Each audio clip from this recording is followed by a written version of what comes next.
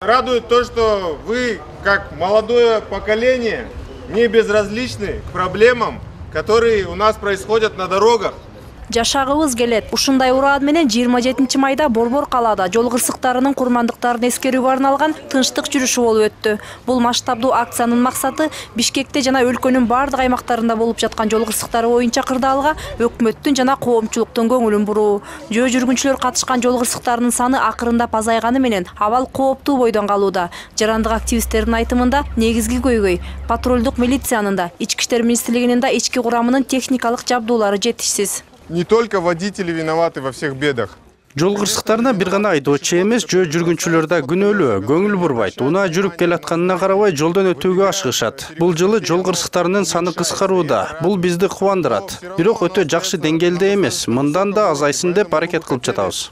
Акцияга чыккандардын бири катуу талаптарды койсо, башкалары унчукпай коюу үчүн чогулушкан. Горький паркында үнүбүз жетсин үчүн унчукпайбыз деген аталыштагы акция өттү. Иш-чарага бул көйгөйгө кайдыгер эмес адамдардын баары чогулган. Ар бир жаран жоопкерчиликтүү болгон бул маселеге айдоочулардын жана жөө жүргүнчүлөрдүн көңүлүн буруу керек дешет. Активисттердин пикиринде бүт дүйнө жүзү жолдогу тартипти камсыз кылууга аракеттенүүдө.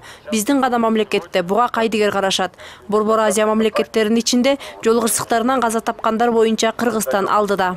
Ал жон гана талап эмес, анын ичинде 40тан ашуун сунуштар бар.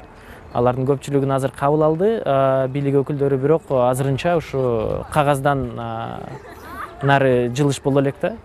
Өлкөдө өзгөчө өзгөрүүлөр боло элек. Патрулдук милиция каякта турса, ошакта деле жашынып турушат. Шаарда камераларды мына кийинки айда же болбосо 2 айдан кийин орнотобуз деп жок дегенде айткан эч кимиси жок болуп атат. Демек, азырынча талаптар дагы толук кандуу аткарыла элек.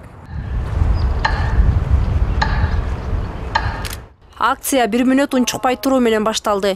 Иш-чаранын жүрүшүндө ар бир катышуучу өз жашоосундагы окуяны айтып берди. Жолдогу мыйзамсыздыкты, мас айдоочусунун айынан жакынын жоготконун. Мындай окуялар абдан көп.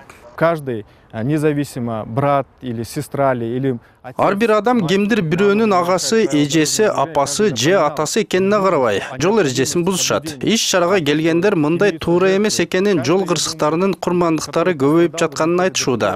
Биз коомчулукту аң сезимдүү болууга чакырабыз.